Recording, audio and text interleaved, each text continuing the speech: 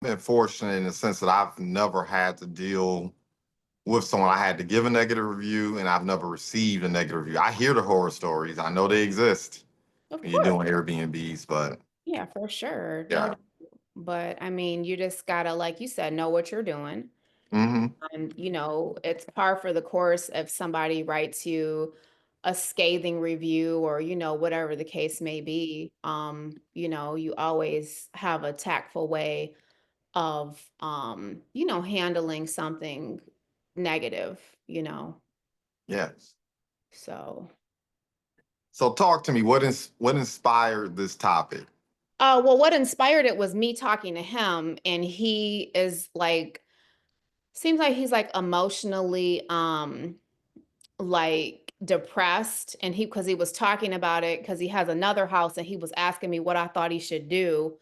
Um and he was saying he was thinking about doing a land contract, and I was like, well, that's an option, but because he was saying he was thinking about maybe moving out of state. And I was like, well, if I was going to move out of state, I would want a bankroll. And I really wouldn't want the responsibility of a land contract because anything could happen. They could stop paying, Mm. whatever. And now you've got to deal with something and you're like, 1,500 miles away. And then he was saying about the Airbnbs, that he was thinking about doing that. And then that's when I just happened to, like, when I logged on to my phone that day, I happened to see that and I was like, "Oh, let me just click on it." Mm. And that's when I just happened to look at that video and I was like, "Oh, okay." And I sent it to him too because I was like, "Hey, look, I remember we talked about that yesterday and I thought that um it was like I just like the presentation of how the blogger presented it. That was the main thing Yeah. because he wasn't, um, with his Versace robe and hanging out by the pool, like, oh, hey, well, that he was like, sitting in his apartment, like, hey, I still gotta Mhm. pay rent here too. He was like, I'm hurting. So That is funny. yeah, but I mean, he was real about it though. That was the thing, because he was like, "Oh man," I was like going through it. I had to make them because he had 3 units in one building, and he was like, basically, like, I'm a property manager. He's like, if something goes wrong with the unit, they calling me at 3 o'clock in the morning with the busted pipe, and I'm over there scratching my head trying to figure out what plumber I'm gonna call. Like, yeah, I mean, that is how it goes. So be prepared.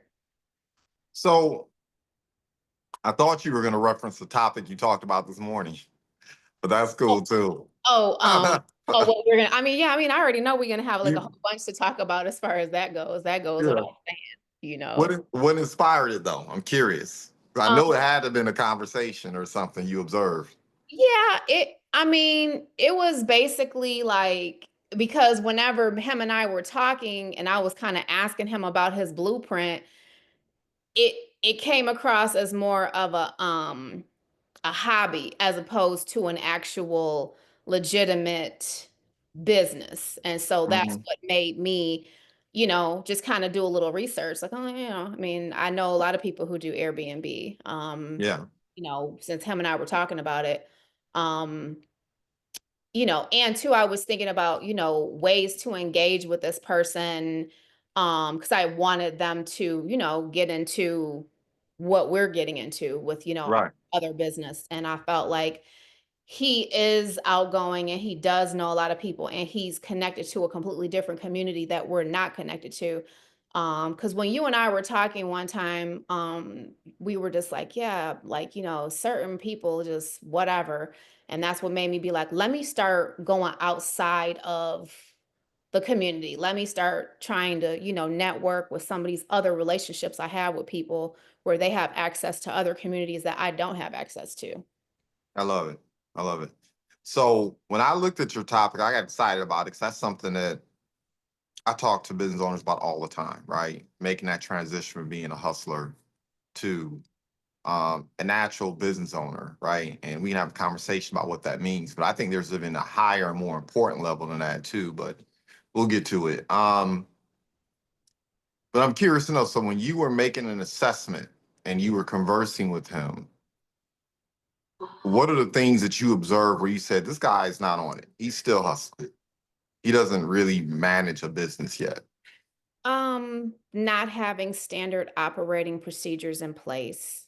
Mm, not having a set way that you're doing things, just kind of like all over the place with what you're doing. Is like it's kind of like an afterthought, like, oh, I gotta go do this, that type of thing. A person who, to me, your business is a legitimate business. um, you have certain things in place. You have an LLC, you have, or, whatever type of situation you wanted it to be, if it's a nonprofit, mhm, whatever, you have a business, an actual business where you are paying expenses out of that account. You are having money, like whatever money's coming in for the business is going into that account. And you just have certain things set up a certain way where it's a legitimate business. If you were talking with another business owner, or you were maybe putting together a proposal for like a potential person that you were trying to do business with, you could put together a dog and pony show about your business and present, facts showing like this is legitimate business, as yeah. opposed to if somebody asked you, well, do you have a website for your business? No. Mm. What's your business called? Oh, I don't really have a name for it. I just, do blah, blah, blah. Okay, well, it's not really a business. It's more of a hustle, or maybe even just a hobby. Yeah. It's for me, man, you just said a lot. So there's a framework that I follow. But while we're on the topic of like first impressions and how I oftentimes can determine whether or not somebody's really leveled up yet. And you hit the nail on the head. For me, it's like website, landing pages. You don't have to have a smacking social media presence because, to be transparent, most of the business owners I know who are earning seven figures and above, they don't have a smacking social media presence, right? I know so many business owners that they have a couple photos here and there, but that's not how they conduct business. It's not how they acquire their clients. It's not how they create traction. It's not how they create attention. But I have to still say on the flip side, nowadays, if you don't have a smacking social media presence that's communicating your value prop, that's a problem. But something I pay attention to is a person's email address. Yeah, a lot of people running around here with AOL accounts, running around here with Gmail and Outlook. And let's be clear about this too, because I don't want people to misconstrue. Everybody hustles in the beginning. I have a business that is operating a business on one side. I have two other verticals that are still very much operating as hustles. It is what it is, right? So I want to get that out there first because we all have to start somewhere. Um, but those are like some telltale signs, right? I went to a website today um, to do a little bit of research and reconnaissance on a competitor. And those are the first things I paid attention to, right? I saw that the domain name looked kind of funny. I saw that the email address wasn't right. I went to the website. I can kind of tell that it was a cookie cutter site in the sense that the information on there, you could just tell it wasn't curated. It was just probably something a template they downloaded and put up there. I try to tell business owners that all the time. It's like, particularly when you're working with other entrepreneurs and business owners, if you're dealing with high net worth clients, that's one of the first things people do. They go online, they do a little bit of reconnaissance, and it's a huge telltale sign.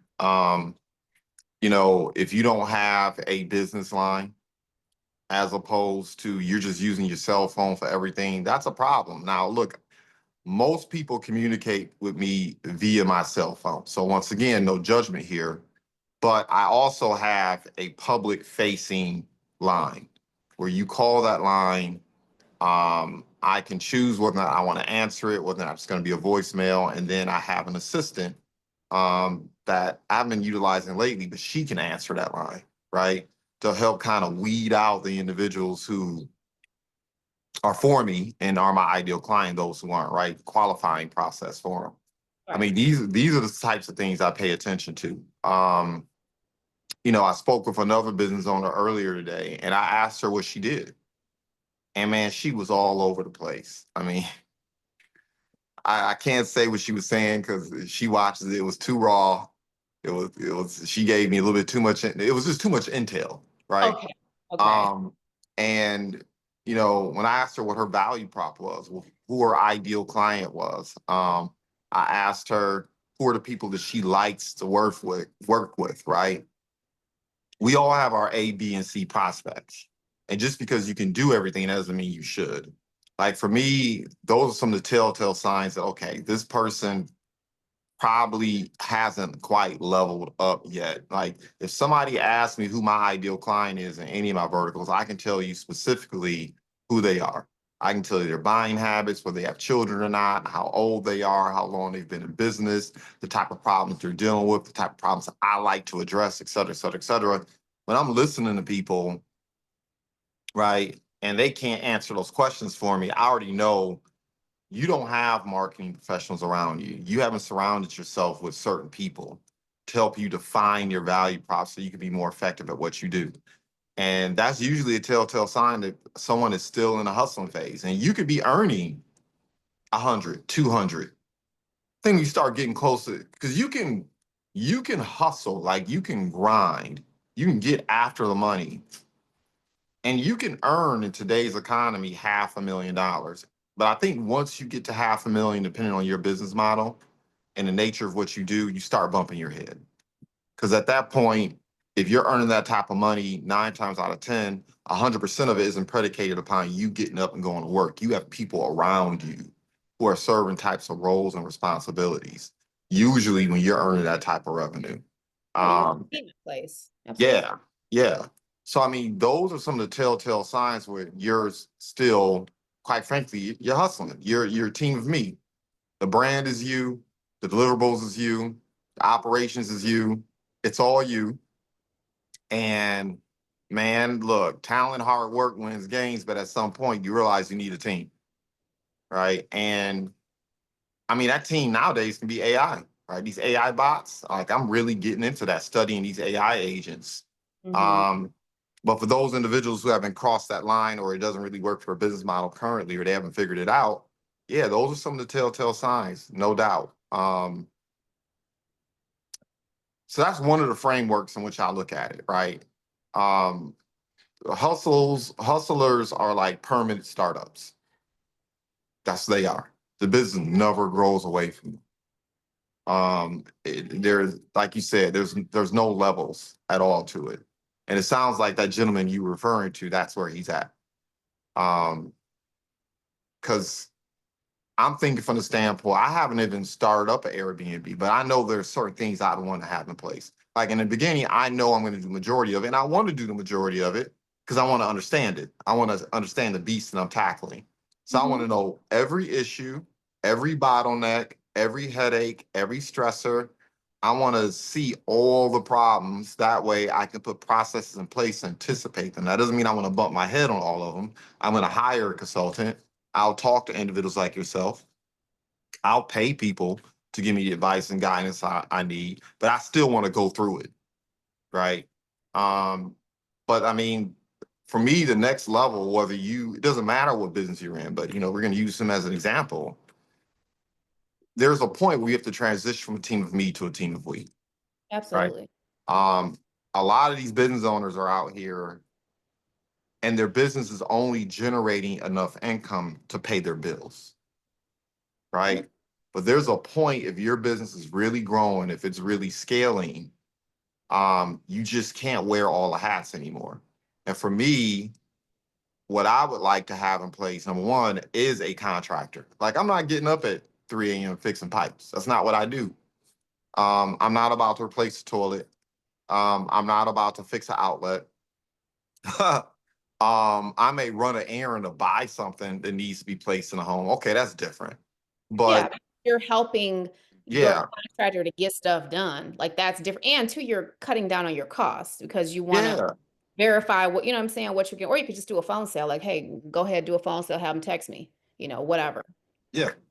When you're making that transition, I mean, putting the right butts in the right seats, right? Absolutely. And it goes back, you already know the acronym we use, GAS, right? Mhm. I'm gonna look for people who get it. They know what the mission is.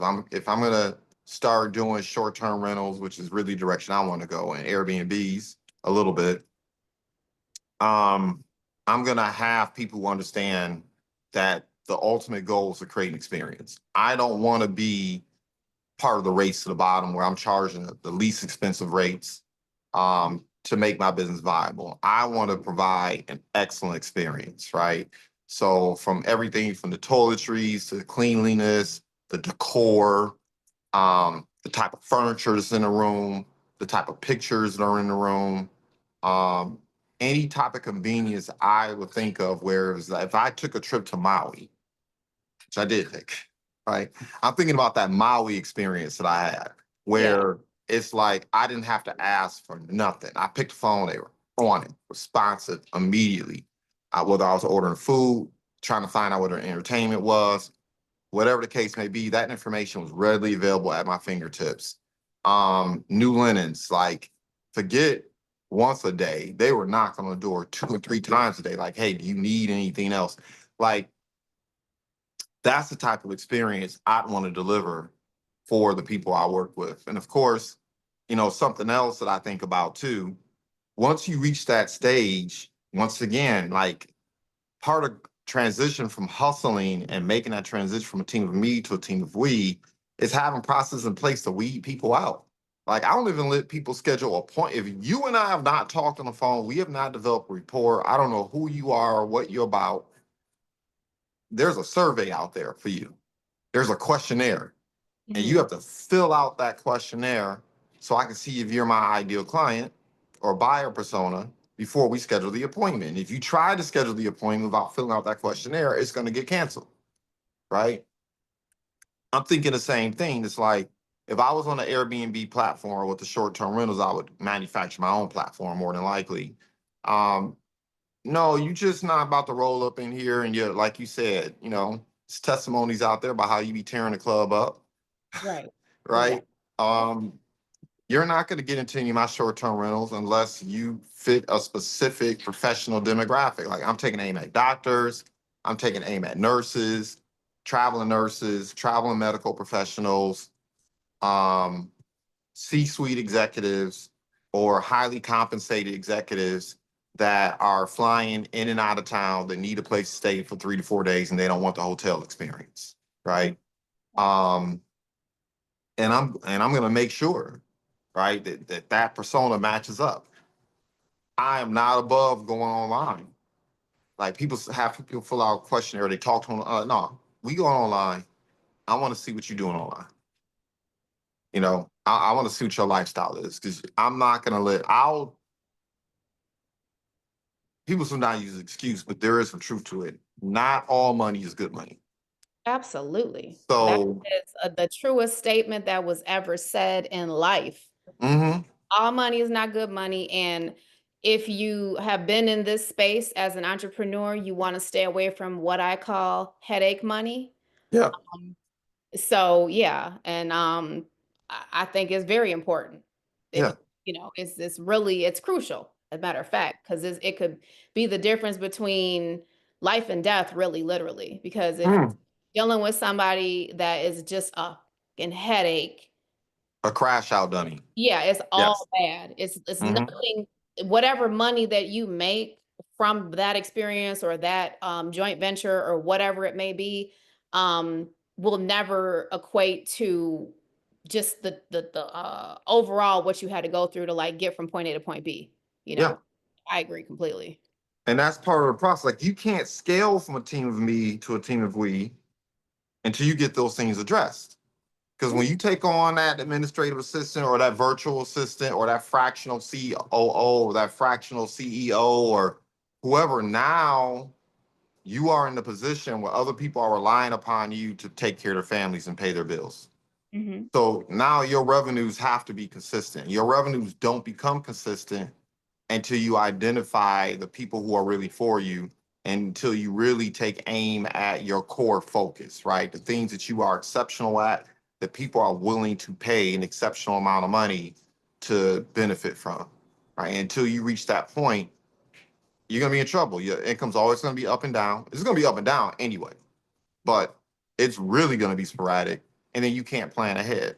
And that's part of that process, right? Putting the right butts in the right. Do they get the mission? Do they know why you're doing it? What's the deliverable? Are they willing to show up and be accountable to it? Do they have the skills? Right. And that's all that is part of making that transition from a team of me to a team of we.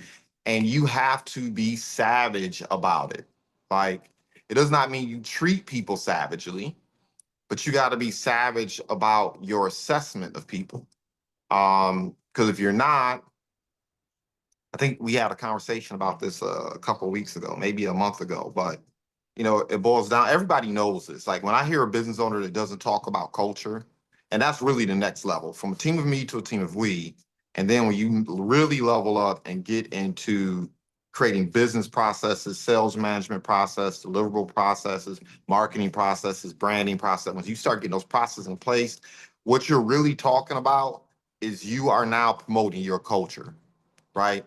But any business owner that understands that process knows right away one bad person can have a greater impact than 3 A players in your business. Because that one bad person has to have someone to be bad with. They got to have someone to talk to. They have to have someone to hate with, complain with, take shortcuts with, play hooky with, stab you in the back with. It always has to be a collusion.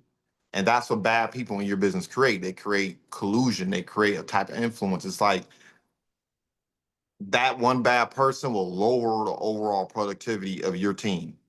Whether you're a team of 3 or a team of 300, they will lower the overall productivity of your team by at least 25% if they are allowed to fester. And if you allow them to get rooted and take hold, oh my God, they will ruin your business. They will take you out. So that's part of that transition from a team of me to a team of we is understanding not only who your ideal client is, but understand who your ideal investor is, understanding who your ideal vendor is. If you're providing services to me, you're gonna know that I need A, B, C. This is how my business rolls. And if you want a fruitful relationship where I play a role in helping to make you wealthy, this is what I need from you. And people that could become potential partners, employees, everybody has to know the role they play, right? And man, there's so many business owners that I've met walking the doors every single day, and I'll just even when I'm acquiring services from someone, sometimes I will walk in unassuming, don't want to be loud or detectable, and I'll just chill for 3 to 5 minutes and just watch. I'll watch how the employees show up. If I can identify the owner or manager, I'll watch how they're showing up. I'll watch how they communicate with each other. I'll watch how they communicate with the customers, their patrons.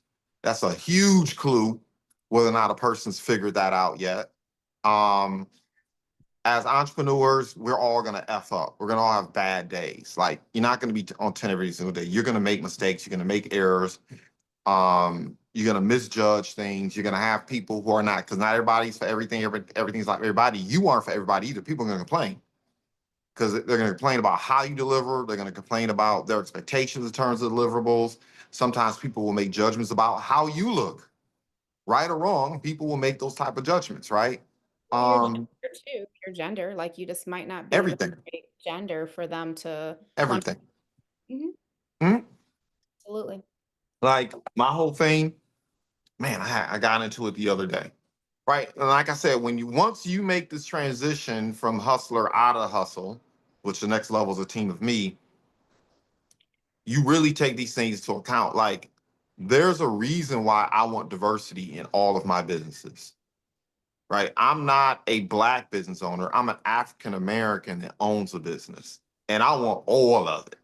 I don't care what your background is. I don't care what your sex. I don't care whatever type of religious I don't care. If you have money to spend, you want to take advantage of my services, as long as you ain't gonna get out there and mess up my brand, hey, let's go. Right. Um, I know there are certain spaces in the greater Detroit metropolitan area where there's an advantage for me to have some diversity showing up. And then there are some spaces where, you know, you gotta have the right phenotype, right language, gotta talk, you gotta be a part of the community, you gotta be part of the culture. All right, I get that. But as a business owner, you want to be thinking about both those things all the time. Absolutely. Yeah. And even if you're not, um, even if you're not hustling. I mean, let's take Starbucks. Let's look at the trouble they got into a handful of years ago. They forgot that piece. When they called the police on those men for just being there in the shop, I can't recall if they bought something or not. But the bottom line is you don't do that. They forgot that. Like, and it took them a number of years to fix that situation. But to their credit, they did kick things in overdrive and they did what they needed to do to repair their reputation. But I mean, small business, man, I gotta be careful because people know who I'm talking about. I remember there was this cafe in Midtown, and I remember walking in there, and I used to bring people with me. Like most people know, I work in cafes. That's where I'm at now, right? Because stuff going on in my residence. But anyway, I walked to this cafe, and if I start attending a cafe frequently, 9 times out of 10, I'm gonna start inviting people because I like to do business where I like to hang out and chill out. So I every time I went to this cafe, I always had it got to a point I had 3 to 4 people with me all the time. And I remember one day I walked in there and the staff persons were giving their friends. It was obvious they were friends, they were cool, they were on first name basis, chitter chatter, and they were giving them more attention and love than they were giving to me and the other people in the space. Mhm. Um, and I remember telling one of them, I said, "You aren't going to be in business for another 2, 3 months. I guarantee it. I guarantee it." I was like, "This is what you do." And of course, they had to chirp back and be rude and obnoxious and whatnot. It's like, I'm not going to out you. What I'm going to do is I'm going to write a letter, email, I'm going to send it to the owner, which I did. The person I believe was the owner. I told him the exact same thing. I said, "You won't be in business in another 3 months. I promise you, you won't." And you know what ended up happening? They were gone 3 months later, right? Having systems in place and a way to create accountability to deal with situations like that is so absolutely important. Like in any of my verticals, if someone comes to me and says, "I had A, B, C, and D issue for customer, or this type of conflict arrived," most of the time I am thinking about that individual situation. I am going to query that individual. I'm going to learn as much as I can about what transpired. But I immediately start thinking about, okay, what system can I put in place? And maybe not even a system in the sense that I don't want to be helicoptering people because no one has to, you're not a business owner either. You have to helicopter all the people around you, Yeah, right? but at least a training of some sort. Yes, Yeah. yes, something in place Or like where, a teachable moment where like mhm, you can use it as like, hey, this isn't to out anybody or make anybody feel bad, but I want to use this as a teachable moment yeah, for everyone. yeah. Um, Man, this piece is so huge. Like you're ready to make the transition team of me to a team of we when you get real solid on your values and your principles. And I mean, you've seen this in our work and interaction. Like there are certain things I say repeatedly over and over again. There are certain phrases that I repeat over and over again. There are certain values and principles, right? Team of me, lifting as we climb, using third party tools. We celebrate, we edify, we protect, right? All these things are really values that I'm communicating constantly so people understand exactly what it is. Like our money is our applause for a job well done, basically making sure that our clients are being taken care of and they get the service that they expect and deserve, right? You have to be able to drive that culture. And it's not, you can't say it one time. Like you have to have a methodology. So whether, as you know, for me, I got newsletters, we have our training meetings, I send messages almost on a daily basis. Even the stuff I post on social media is oftentimes because I know people might not necessarily like all the time what I'm doing or share, and I don't care. Because a lot of times when I'm posting, it isn't even for them. It's for the people I work with, so they get it, right? So they Right. know what the assignment is. So yeah, that's an important piece if you're going to make that transition from a team of me to a team of we. If you're going to put yourself on a point where you're really building a business. I Yeah, I just agree. went on. I just went on. I just went in for the last 5 10 minutes.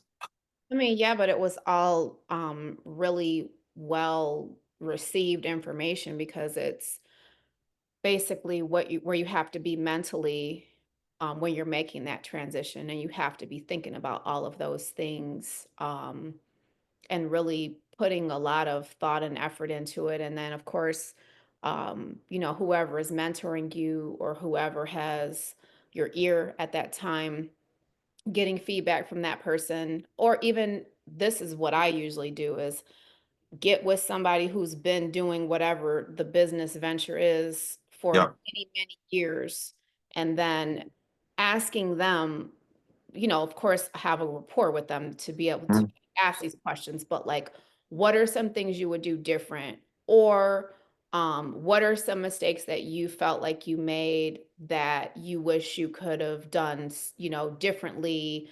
And those are the really like what's really, really important because you can learn so much from just them sharing that with you, learning what to do and most importantly, what not to do so that you can avoid some of the pitfalls and failures of, you know, being the one man show or um, waiting too long to implement change. Or, you know, as you said, if you've got um, some negative energy in your organization or in your ecosystem, not weeding it out immediately, letting it fester and, you know, causing um, just a domino effect of negative things. Or even if you see a lack of productivity in a certain area, you have to be able to be objective and say, okay, what is it that I'm doing that is not pushing this thing forward? Because obviously the buck stops with you. You're the Yeah. leader behind the entire operation.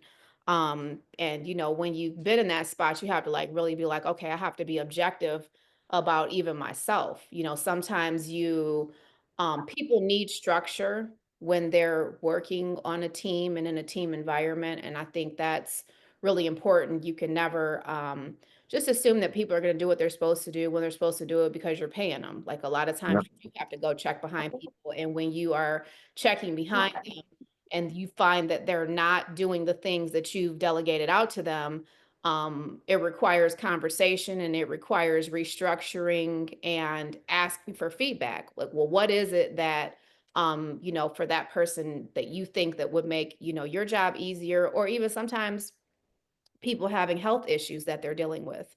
You know, because not everybody has the same lifestyle. That is something that definitely impacts your ability to be effective and efficient in a professional setting. Your health is your wealth. And, you know, a lot of times people won't take care of themselves or they'll have medical things going on and they're reluctant to share with you. And it definitely affects their productivity and even their mindset. Because if you feel bad, you know, you don't feel like um you know, doing anything. You're just kind of dragging, you know, and that definitely has an impact on your business. Definitely. Yeah. Yeah. So I mean, once you do that, you're now the team of we, right?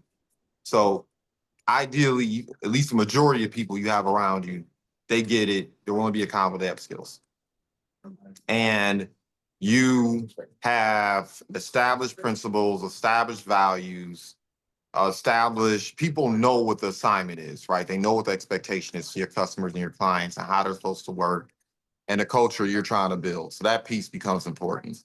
Then, you know, the next level up once again is the systems, right? So making sure you have the right software, making sure you have the right architecture, making sure you have the right tools around you so as new people come into your business, they know what's expected of them. You make sure that you have tools in place in terms of providing knowledge to them. I'm gonna relocate right quick. Um, Okay. Give me 1 second. No problem. Yeah.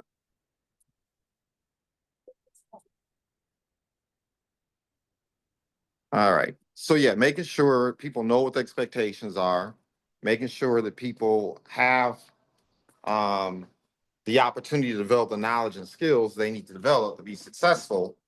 And then on top of that, um, making sure that you are doing what you're supposed to do to actually motivate people and keep them inspired.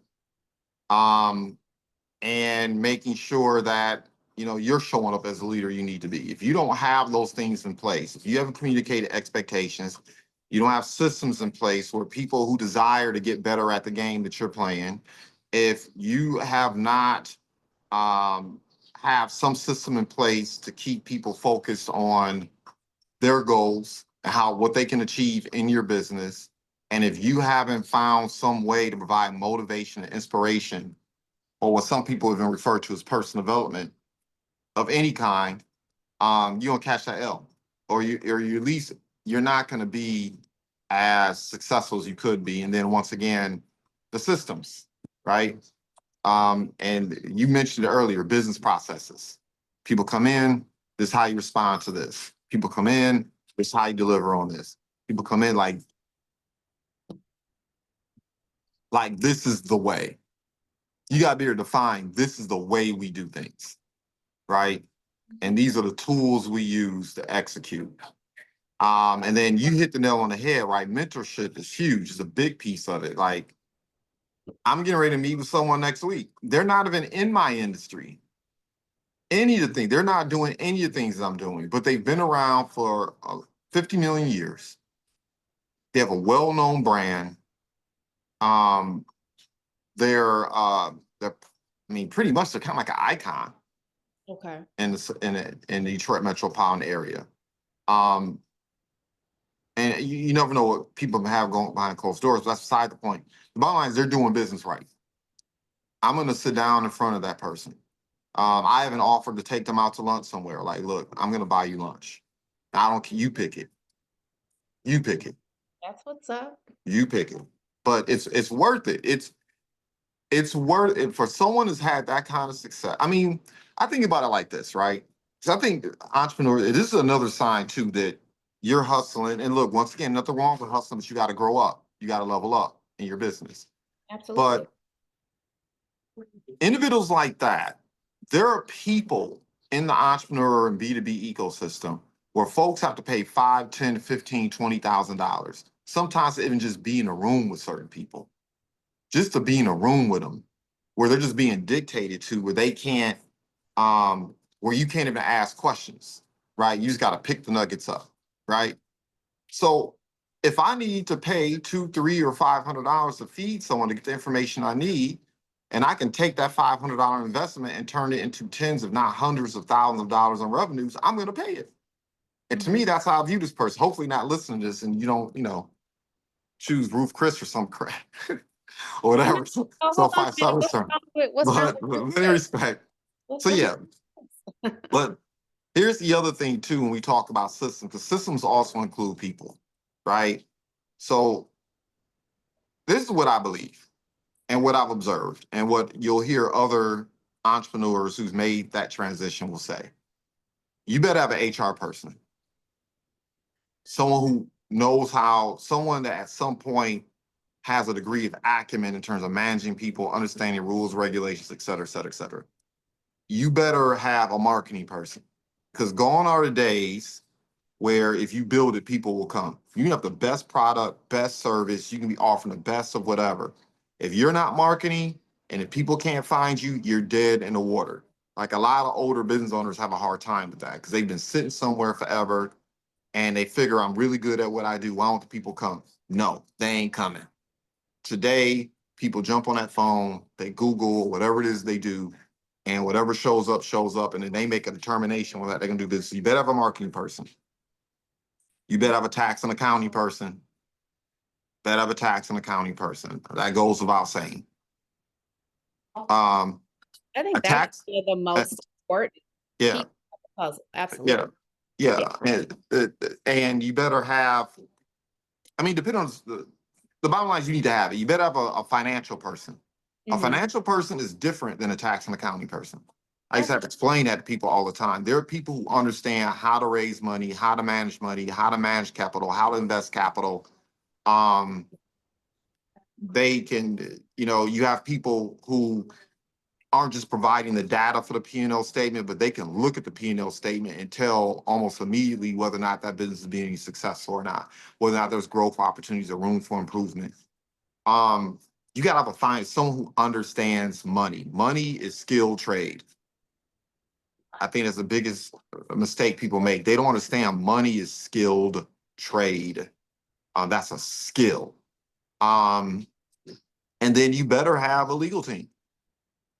Absolutely. You better have a legal team. If you are missing any of those things, it ain't gonna happen today, or it might not happen today. It might not happen tomorrow. But trust me, you will get your teeth knocked out. And this is the part that business owners don't understand. Like, I'll see business owners who feel like they winning because they're earning enough money to pay their bills. No, you need to earn enough revenue if you're really going to be a business owner to afford these things. That's what you're working towards. You're not even winning yet until you create the infrastructure where you can afford to have these resources, these people, these tools are available to you. Not even going to bring an operations person to make sure the deliverables are being, I mean, this is basic stuff, right? But this is when you know you're going from a team of me to a team of we, and now you're building a real business because now you can afford the expertise that you need around you. Like, I do operations, I can do operations, but I'm not an operations person. I understand the importance of marketing, but I'm not a marketing person. That's not my strength, so to speak. Right. But I can do it and I can help people. Anyway, um, at some point you're gonna need like even more people with different skills and specializations to execute on things. That's where you're winning. Now you have a business. Now you have people helping you to onboard people. Now,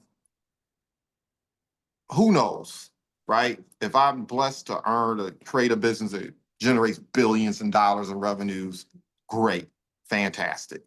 But I still want to have my hand. I don't think there'll ever be a point where I just don't show up to any of my businesses. Like, I'm still going to show up. I'm still going to, see what the zeitgeist is. Whether I have 10 employees or if I have 100 employees or 500 employees, I still want to know what the zeitgeist is. I want to know what the culture is. I want to feel it. I'm the type of person that will show up in the hoodie and the glasses and looking like spam, and I will show up in my own business just to sit back and see what's going on, right? Because at that point, if you're really running a business, all your employees aren't going to know you. They may not even recognize you. Like, it's safe to say that a lot of people work for Starbucks wouldn't recognize CEO if he walked into the Starbucks. Same thing with all these bills, Walmart, et cetera, et cetera, et cetera, et cetera, right? When you get to that point, um, in my mind, like I said, whether it's 10 people or 500 people, you want to get to the point where these are the type of problems that you're concerning yourself with, aside from the bottom line being met, right? Um, it's the systems and the expertise. So that's the next framework that I'm looking at when I'm making an assessment as to where a person is in their process in terms of their business. Then there's another level to that, right? You have to be doing R&D, where now you're paying for individuals that conduct research for you. And the research I'm talking about is not just demographics today, but you have to have expertise and really sharp, bright minds around you to anticipate where the market is going.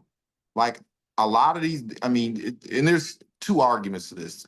Like, some people say, well, that's a waste of money because you can't predict the future, which you can't.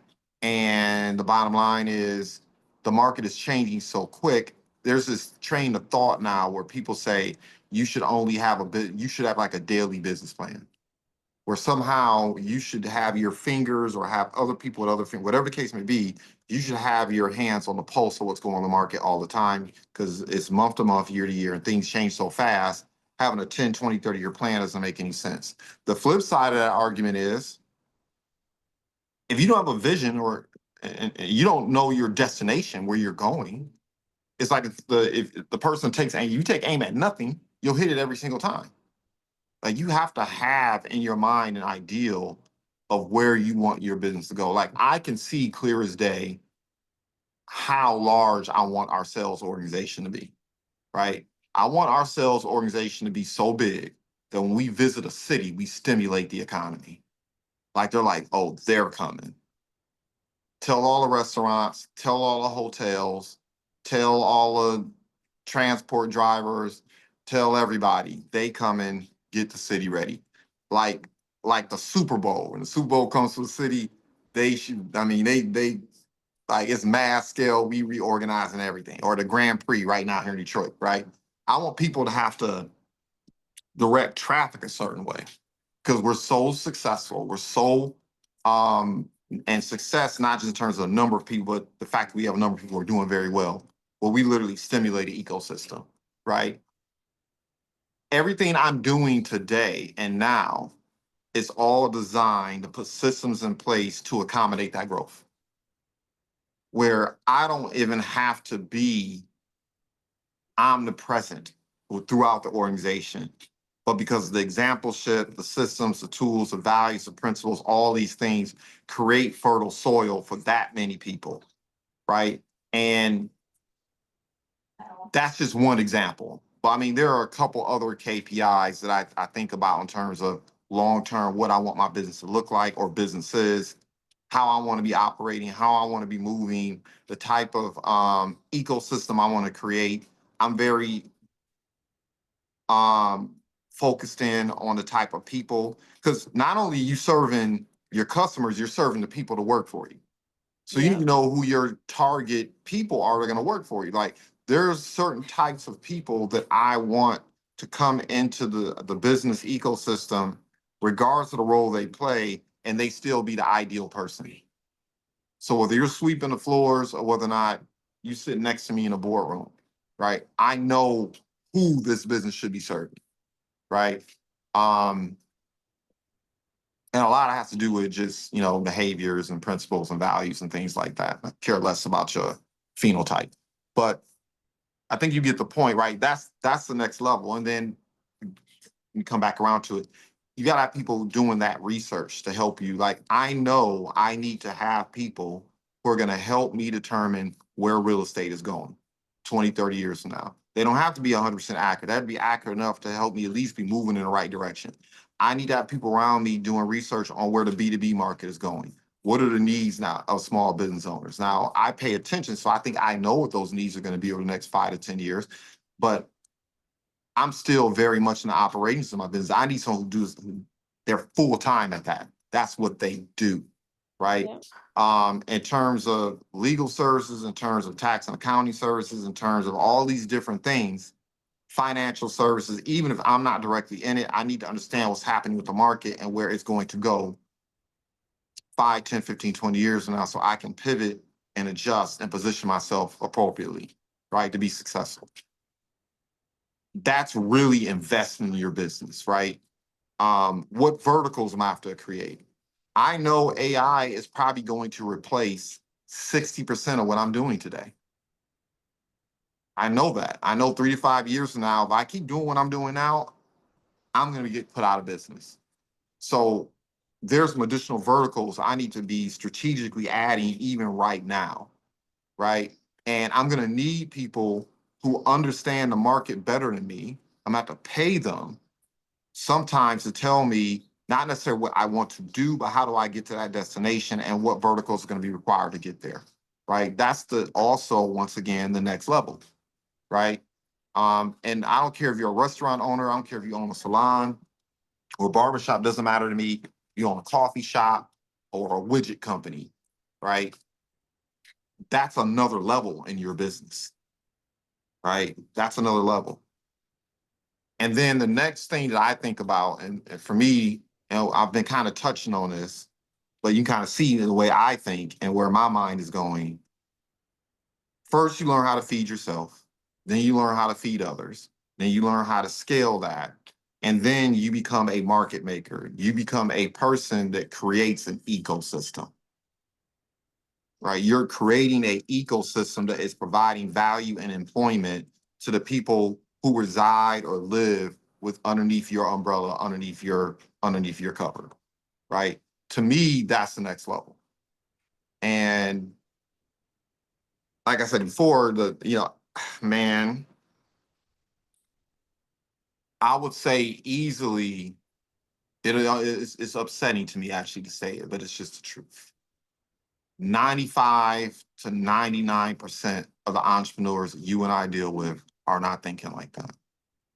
They're only I think Yeah, they're only thinking, how can I earn enough money to go get this car, get this watch, get these gym shoes, go to this event, Coachella, whatever, right? They're just earning enough to be seen and be popular. But those are not the people who are going to become market makers and people who actually control entire ecosystems, right? That's the biggest problem in Black and brown communities. We are not creating ecosystems. We're just earning money. And there's a difference. There is. And you have to think like all the things that we're talking about right now, these are things where you're thinking about longevity, pivoting, Yeah, adding different service lines.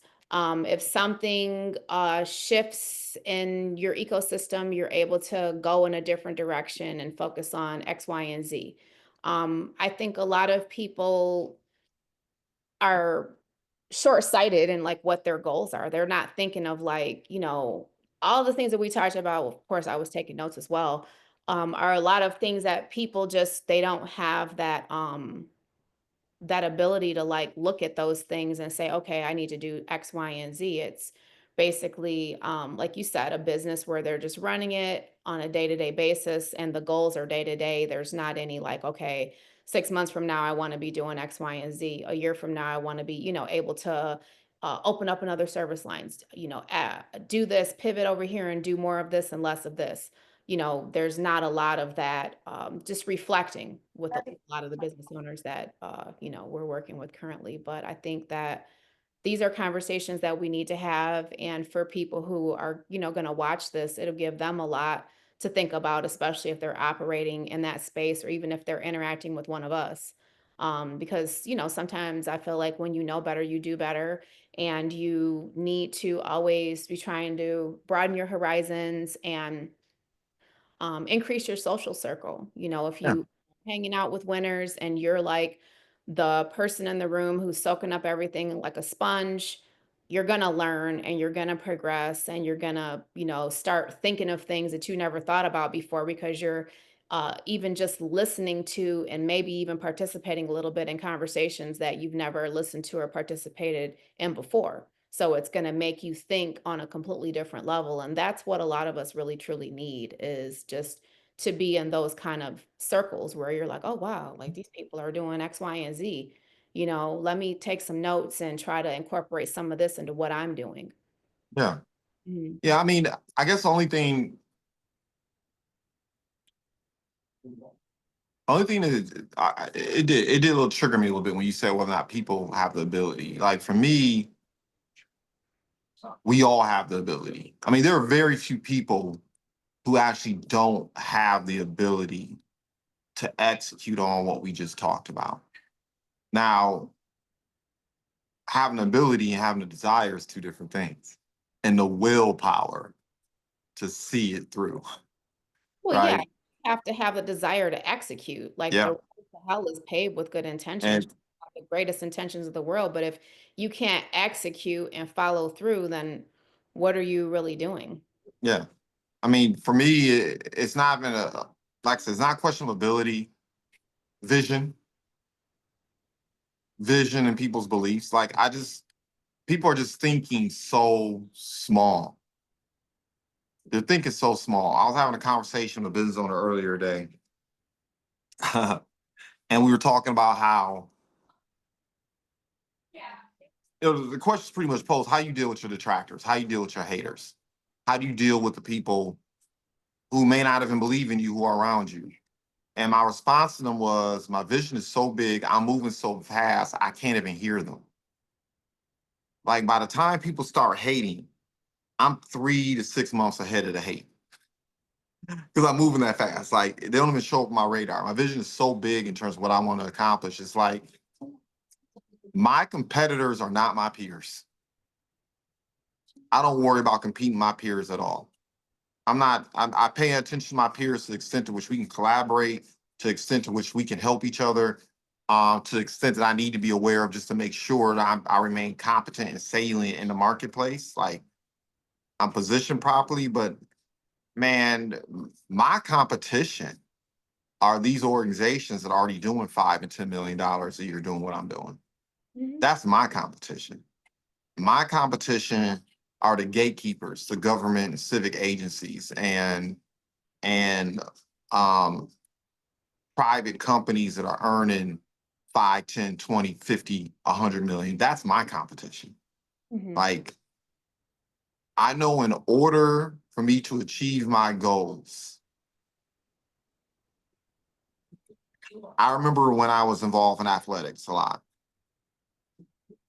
Something that because I was fast, but I was not the fastest. I was quick, but I was not the quickest. I was strong, but not the strongest. Like, I wasn't blessed with like super uber athletic talent. But the one thing that allowed me to beat people who were far more talented than me was the fact that I always ran my race. Like, I ran my best race. I wasn't looking to the left. I wasn't looking to the right. I was like, let me just do the best I can do and do it better and more consistently than everyone else, and I will win the majority of the time, if not all the time.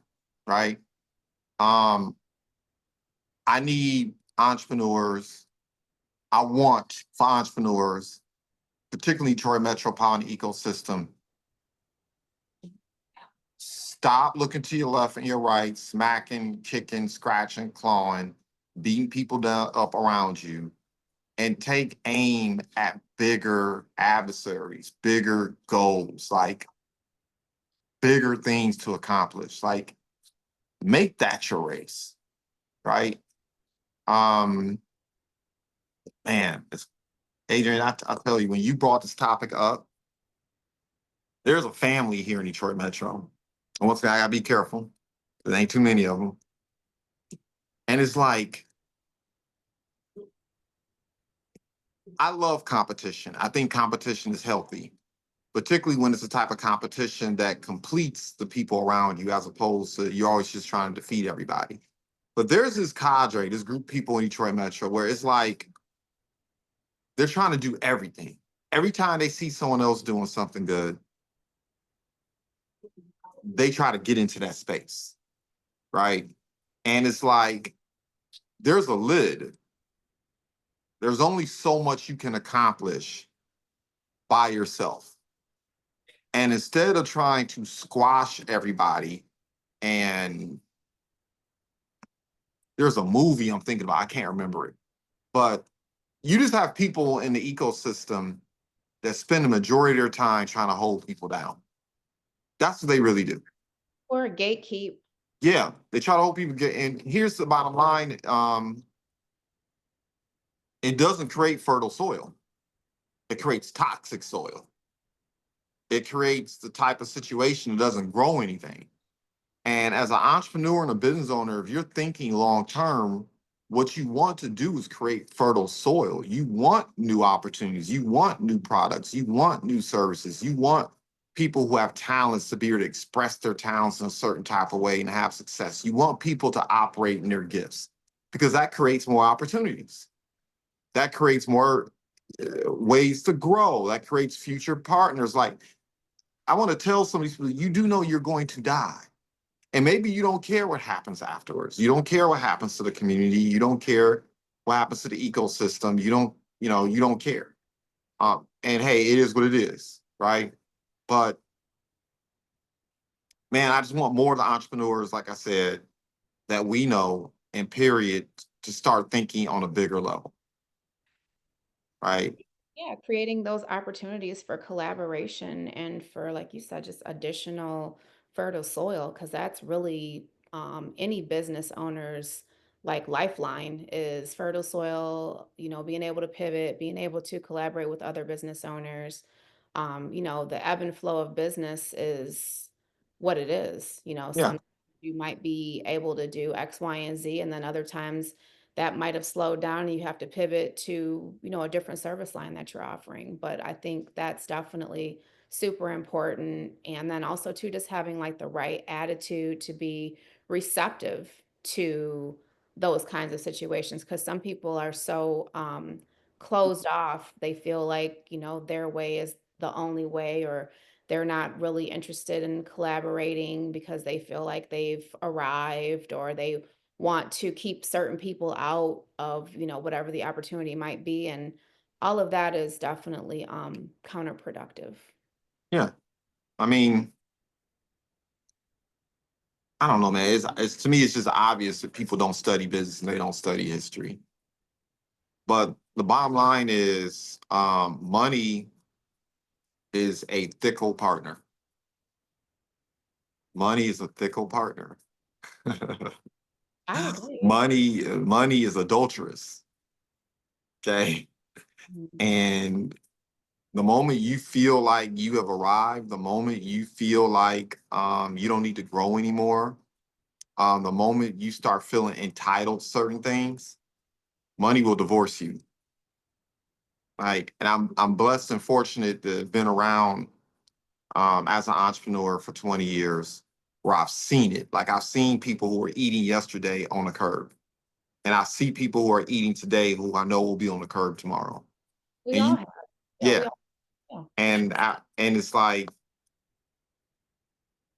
it happens on a small quote unquote level in terms of impact, but we also see it on a larger level. And it's always amazing to me that when I see entrepreneurs or even collectives of entrepreneurs who don't get that. Or even people who you may have collaborated with in the past or teamed up with, or they may have worked with you on certain things. And you look up and, you're on year 10 of your professional trajectory, and they're still doing the same things that they were doing when you first started working with them, you know, Yeah. especially for me with like contractors. It's very much a reality. Like, these guys are, like you said, the one man show. um, Hmm. they don't have any sort of real team. They're, basically hiring people per job. They've got people stealing tools, running off, trying to steal their customers, just all kinds of nonsense. And even when you've gone as far as trying to show them some of your own systems to try to help them build themselves up so you guys can grow together, they're still in that same spot, jogging in place while you're sprinting around the track. You So know, people are just not receptive to change or even investing in themselves. Like sometimes I might feel like, from a business owner, because that's what I'm like trying to reach out to and build other business owners up to create other opportunities, just like you. And from a business owner, you might talk to a business owner who you've known for years and be like, hey, I'm using this, and this to tighten up this and that, blah, blah, blah. And go present it to them till you're blue in the face and they're still like doing the same things that they've been doing and not willing to be receptive to those new things that you're trying to show them, that you're showing them through your actions and obviously the things that you're accomplishing that is working for you, but they're still like not interested in leveling up. yeah. Yeah, I'm trying to find the words to describe or to characterize the behaviors we're talking about, right? Um, it's you just have to accept that there are going to be some business owners, some entrepreneurs, people. They're in the game for comfort, right? Most people are just simply seeking comfort, and once they reach a certain comfort level, they're done. That is the extent of the investment they're willing to make, whether it be in the people around them, whether it be in their customers, whether it be their staff, partners, et cetera, et cetera. And then you have people who are on a mission, right? Where it's the mission that is driving everything. Um, and I guess that's the line ultimately trying to draw in terms of dichotomy and the differences between the hustlers and the people who are really out here building businesses that are meant to last, so they're going to last generations, right? And once again, there's no judgment here. To each their own. You cannot tell other people what appetites they should have, right? Yeah. If you've got Um, the appetite of an alley cat, you should eat what alley cats eat. And if you've got the appetite of a lion, you should eat what lions eat. yeah, Yeah. And I mean, obviously, like we've said it before, everything is not for everybody. some people are comfortable in that hustle mode, and that's how they want to operate their business. And there's nothing wrong with that because there's a place for everybody in the ecosystem. Some people are operating their business as like it's a hobby, and that's Mhm. fine too. Because again, there's always room for those people in the ecosystem, at least my ecosystem. Everybody, um, brings value to the table. It's not like you said, there's no judgment. We're just talking, having this conversation because it's something that most business owners are thinking about. And even if you're not thinking about it, it's going to give you something to think about. Yeah. Well, it's one of those things like, oh man, this is so timely. So to,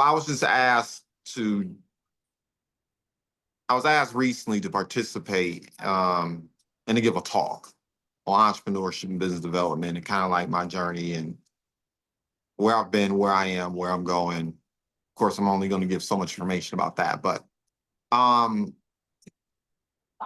and it was interesting. The person asked me whether or not I'm political, and a lot of questions around the ideal of politics and whatnot, and how I felt about politics. And it's kind of ironic 'cause in my youth, I paid attention to politics all the time. But at this stage of my business, I am completely oblivious to what's going on politically around me.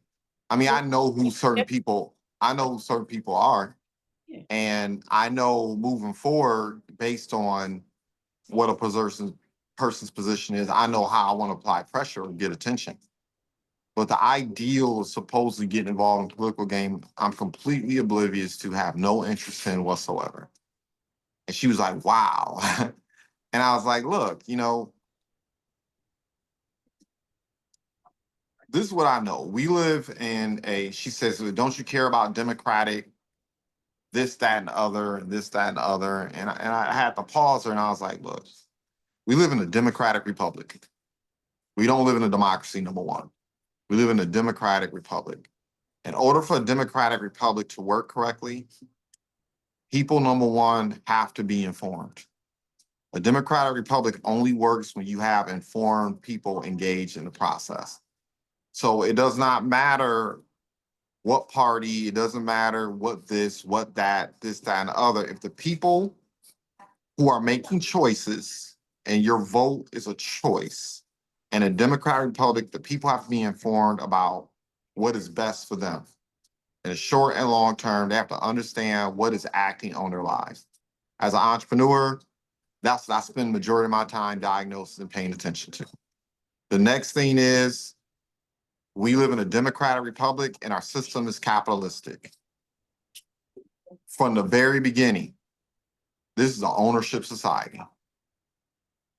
If you don't own anything, you can't complain what happens to you. Like, I'm looking at all these celebrities and people getting caught up, because I am not completely oblivious to that. You can't jump on social media and not see all these people getting caught up. Yeah. And you'll hear people say, well, so and so does this, and this community gets away with this, and so and so got away with this. I'm like, but you know what? They're the employers. So they control the rules of the game. They control whether or not the rules get applied or not. Right? Ownership is power, ownership is influence. Ownership is not being pieces on the puzzle, but determining how the pieces move and where the pieces can move. And until we as a society understand that, and then I'm going to go a little bit, I'm going to dive a little bit deeper, until we as a community in Detroit metropolitan area, and then in particular until black and brown people understand this, we're gonna catch that L Every time. every time. You have to become the employer. You have to create ecosystems where you control the branding, the marketing, the image. That piece right there is so important. Like, you have to be able to control your brand, your marketing, your image. A lot of these people that are catching L's in the news and in social media, the first thing that happened was people attacked their brand and their image, right? if you want to take somebody down before you go after them, you have to weaken them. You have to destroy their moat. And the way you destroy their moat is you destroy their character, you destroy their reputation, you destroy how people view them. Until you are able to control that and really dictate that, using whatever mechanism you're going to use, you're always going to be vulnerable. That's number one. You have to control the resources that are required to deliver your services. So whether those services are intellectual, whether or not they're tangential resources or resources that are palpable to the touch, you have to control that. You cannot control the resources that you need in order to deploy your deliverables. You can't dictate what goes on. And then, of course, you have to be able to control the deliverables. The reason why these music artists are getting caught up is they're not in control of their own deliverables. Somebody is telling them what the deliverables must be. You have to deliver this product to the ecosystem, to the market, or else we're not going to put you on. Right? That's a perfect example of thinking about it. Right? And you have to have some means in which to control the capital, how the capital flows in and out of your ecosystem. And in particular, the African American community is so far away from that goal, it's absurd. I mean, capital lasts like 30 seconds in the community. So you have no control over that. I agree. And I think too, like, when you're like looking at other stuff, like, um, the erosion of, like the family unit, Mhm. that all plays into, um, your buying power and your how you think and how you process Yeah. information. Because I forget the guy's name, but I'll think of it. He's somebody who's well known, but he was pointing out in one of his teachings that um the level of success of like other people outside of, this community, um, like 90% of them have that family unit, have a wife, all these different things in place. Yeah. And because in, our community, certain communities, the Black and Brown community, the family unit has been eroded, it definitely creates um like a negative environment for thriving and for like a united, buying Mhm. power and that sort of thing. It like affects every aspect of the Yeah. community. Yeah. I mean, look, from the time human beings, sapiens, stood upright, the one consistent thing from the time we started utilizing language and stood upright was the family unit from the beginning up until now. And when you look at where wealth is concentrated, when you look at the people who actually really control what happens, I don't care if it's internationally, nationally, even locally, if you pay close attention, it's the families, Mhm. right? So what's ended up happening is, particularly within Black and Brown communities, we have allowed influences and ideologies and just BS nonsense to it's almost like Kool-Aid. We've drank that Kool-Aid. And now people become so addicted to the Kool-Aid, they don't realize that the sugar is tearing them apart. Right. Oh, Um, inside out, it's poison. that's yeah. Yeah, So I their mean, minds, if everything. if you're really committed to building businesses that last and you're really committed to building wealth, anything that goes against family, husband, wife, children, you must ignore it. If that's the game you want to play. Now, if you don't care about that game, you don't care about building wealth, you don't care about legacy, you don't care about what happens after you die to your children and great grandchildren, then you don't pay that stuff any attention. But if you actually want to build family, you want to build neighborhood, you want to build community, you want to build legacy, you want to leave the world better than when you can't, you have to ignore any and everything. Whatever's come out of somebody's mouth that doesn't have anything to do with actually building successful families, you must ignore it. Right? And it's not even an argument. Like, all the quantitative data says that. You look at the wealthiest people in the world, the one thing they all have in common. Look at these wealthy men. Even when they get divorced, even when they lose 50% of everything sometimes, what's the next thing they do 2, 3 years later? Get back on them. They're back creating a family. They immediately find themselves a wife, and then what they start doing? Having children again. Because they get it. Right? It's a wealth principle. And if you can't control that, if you can't get that part right, you're not going to be able to build successful businesses. You're not going to own anything. Right? And if you don't build successful enterprises, if you don't control resources, if you don't own things, then you get dictated to. You don't do the dictating. Right? And I'm like, damn, everyone else, the community I hail from, we need to get back to being savage about that. Like, it's interesting. Like, despite Jim Crow, despite systemic racism, de jure and de facto, because even after the laws were changed, de facto still took place. It's funny to me, people don't even realize that slavery still existed in certain places in the United States until the 1940s and 50s. You'd be surprised how many people are actually ignorant of that. But it's so ironic that despite all of that, the African American family in particular was still solid up until the 1960s. Most of the revenue still flowed through the community. You had wealthy and poor people living next to each other. You had wealth being created, you had all these things. And then right when the 60s and 70s hit, there was a concerted effort to destroy the family. And the African American community has not recovered and will not recover until that gets addressed. That's just the bottom line. That is the number one determinant of your ability to get anything done and be competitive in this world. Until that part gets in, what ends up happening is African Americans are like the canary in the coal mine. So whatever's going wrong in the African American community, it eventually catches up with everybody else because it's a symptom. Right? And so that's why you see American society falling apart.